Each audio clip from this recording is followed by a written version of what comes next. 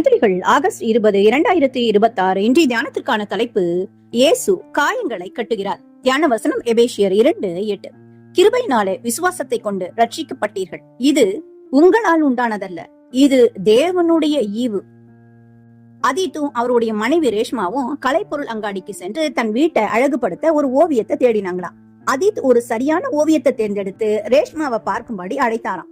அந்த செராமிக் ஓவியத்தின் வலதுபுறத்துல கிருபை என்ற வார்த்தை பொறிக்கப்பட்டிருந்ததா. ஆனா அது உடைந்திருக்கிறத கண்டு ரேஷ்மா வேறொரு உடையாத ஓவியத்தை தேடினாங்களாம். ஆனா ஆதித் சொன்னாராம், வேறொரு ஓவியம் இல்லை, அதுதான் இருக்கிறது, இதில் தான் கிருபை என்ற வார்த்தை இருக்கிறது என்றாராம். நாம உடைக்கப்பட்டிருக்கிறவர்களா இருக்கிற சமயத்துலதான் கிருபை நம்ம தேடி வருகிறது என்றும் சொன்னாராம்.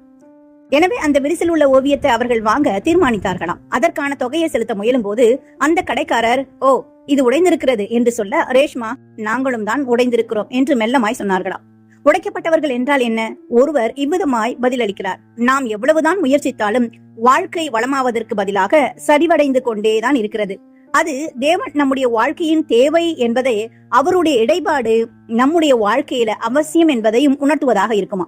அக்கிரமங்களினாலும் பாவங்களினாலும் மறித்தவர்களாய் இருந்த உங்களை என்று பவுல் நம்முடைய உடைக்கப்படுதலை பற்றி எபேசியர் 2:1 விவரிக்கிறாரு.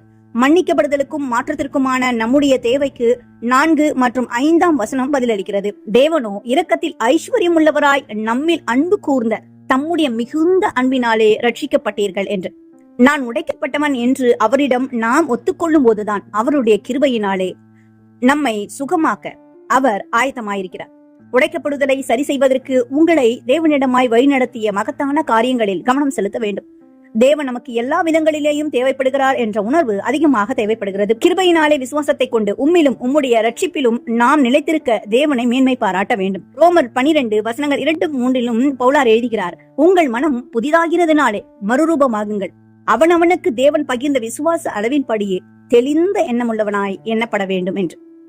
நாம் உடைக்கப்பட்டவர்களாய் இருந்தாலும் என் கிருபை உனக்கு போதும் என்று ஆண்டவர் நமக்கு வாக்களிக்கிறார்.